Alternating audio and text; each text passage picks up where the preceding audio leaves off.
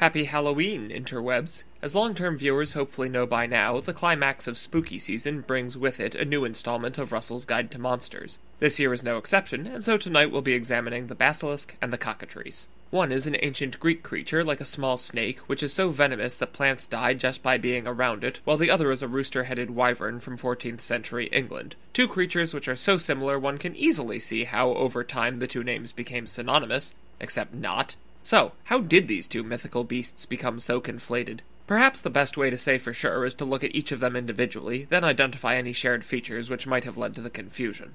Beginning with the basilisk, the earliest mention we have of it comes from Pliny's Natural History, written in the 1st century AD. According to him, the basilisk is a serpent not more than 12 fingers in length, from the North African region of Cyrenaica, and which all other snakes avoid. It has a white mark on its head like a crown or diadem, and it does not move by slithering. Rather, it holds its head upright with its body erect. The natural toxicity of this serpent is so great that it kills all shrubs and grasses it comes into contact with, or simply breathes on, cracks stones, and if a man on horseback kills one with a spear, then the venom was said to travel up the spear and kill not only the rider, but the horse as well. The only safe way to kill one was to throw a weasel into the basilisk's den, which could be identified by all the withered vegetation around it, because the mustelid's natural musk is fatal to the basilisk. As for the name, it is formed from attaching the Greek diminutive suffix iskos to the word for king, basileus, resulting in a name which means little king or chieftain. It likely earned this name for its small size yet apparent dominance over other snakes and crown-like marking, as well as its great toxicity, which Isidore of Seville singled out as the source of its title in the early 7th century. It's quite probable that legends of basilisks, these serpent kings, were inspired by cobras, although ironically not the king cobra, as they live on a different continent. Many species of cobra can maintain the upright posture mentioned by Pliny and are often killed by mongooses, which could easily be mistaken for a kind of weasel due to mustelification.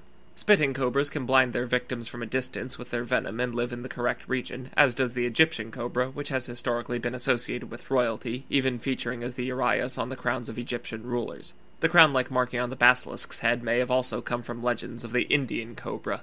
Unfortunately, the origins of the cockatrice are a bit more muddled. The first known English mention of the creature is found in John Wycliffe's 14th century translation of the Bible, where it's filling in for the Hebrew words for venomous snakes, such as the asp and adder. He likely derived it from the Old French word cockatrice, descended from the medieval Latin calcatrix, meaning she who tramples or treads on. The Oxford English Dictionary names this as a translation of the Greek ichnoimen, meaning tracker or hunter, but from my research I believe that the two are separate but related creatures.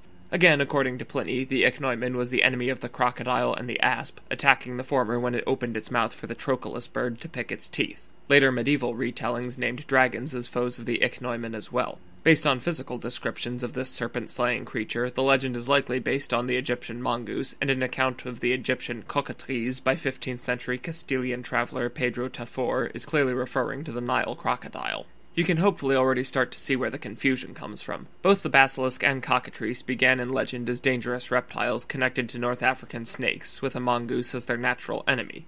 Moreover, Beda the Venerable claimed in the 7th century that the basilisk was hatched from the egg of a snake, or toad, incubated by a rooster, but circa 1180 Alexander Neckham claimed it came from a cock's egg incubated by a snake or toad. To be honest, which animal does the laying and which does the lying on varies between sources, but over the next few centuries, English authors regularly used cockatrice as a synonym or translation of basilisk. When you consider this cock's egg origin with the front half of its name, you can see why artists began depicting it as a sort of draconic monster with the head of a rooster. The idea of a cockatrice, or basilisk, being hatched by a combination of bird and snake may have its roots in Egyptian folklore, for some believed that the venom of all the snakes that ibises ate would cause hybrid snake birds to hatch from their eggs. For this reason, ibis eggs were regularly destroyed. Similarly, it was said that a cock's egg could be prevented from hatching into a cockatrice by yeeting it over the house so that it landed on the other side without touching the roof. To be honest, I'm pretty sure that throwing any egg over a building will prevent it from hatching into anything.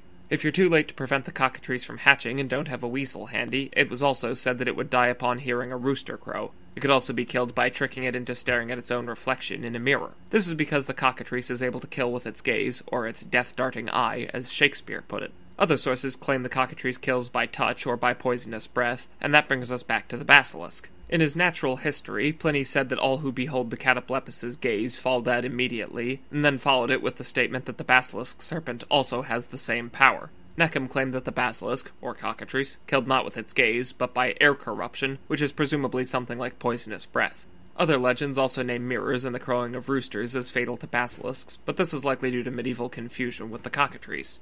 Across the retellings, the basilisk eventually grew larger, capable of breathing fire and/or poison, and killing with the sound of its voice, and through conflation with the cockatrice, it also picked up avian features like legs and wings, possibly feathered, as well as a petrifying gaze. Having poisonous or petrifying breath or gaze seems to have been a somewhat standard power for classical monsters, being possessed by basilisks, cockatrices, cataplepuses, gorgons, and assorted dragons, among others. Many of these features are also found in association with the cockatrice, although exact depictions are fairly varied. A factor which has remained relatively consistent, however, is its rooster head, a factor which I believe also contributes to its confusion with the basilisk. Recall that the latter is said to have a marking like a crown, mitre, or diadem upon its head, and one of a rooster's distinguishing anatomical features is its bright red comb, which could certainly be seen as a sort of fleshy crown.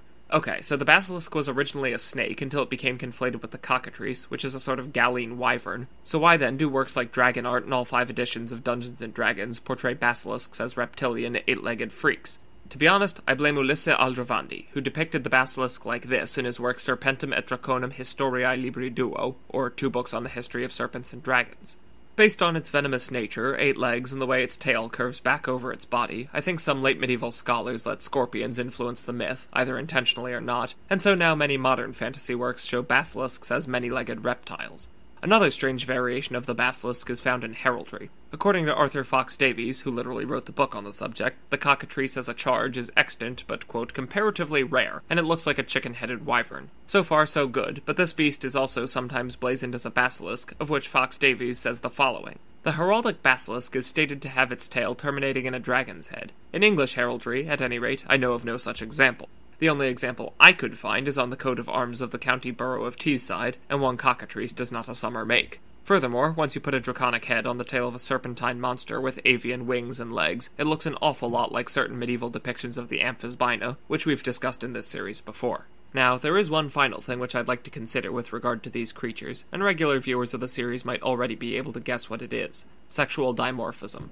I've previously made a video positing that perhaps leonine chimeral monsters such as griffins and sphinxes bear wings along gender lines, and the same might be true of draconic monsters as well. After all, a drake, according to some sources, is a wingless dragon variant, but it's also the term for a male duck, so maybe wingless drakes are male dragons and only female dragons have wings. Maybe the same is also true of the basilisk and the cockatrice. Obviously, a cock is a male chicken, but recall that the name cockatrice derives from the Latin calcatrix, meaning she who tramples, and in 1670 Heinrich Cornelius Agrippa wrote that the basilisk cannot but be a male as the more proper receptacle of venom and destructive qualities. Ichneumon, coincidentally, is also a genus of wasps, and only female wasps have venomous stingers. Sticking with my current theory about fantasy monsters, it is the females which have wings, e.g. griffins, gynosphinxes, manticores, dragons, which the cockatrice is also frequently shown with, due to the aforementioned association with chickens. I'd say then that the cockatrice is a female winged serpent, and the basilisk is her wingless male counterpart. Do I think this is true? No, but that's because these creatures don't actually exist. On the other hand, that means you can make up whatever lore you want about them. For example, in my urban fantasy setting, basilisks are remarkably venomous, but nonetheless natural North African snakes with slow-acting, petrifying venom, which are preyed upon by the Egyptian mongoose, whereas the cockatrice is an unnatural abomination resembling a rooster-headed wyvern hatched from a cock's egg incubated by a snake, and which kills with its gaze, but is not immune to its own reflection, a fact which is exploited by a professional monster slayer wearing mirrored aviator sunglasses. There is also an ammunition manufacturer named Basilisk Ballistics, and their logo is a serpentine eye and a reticle, but that's neither here nor there.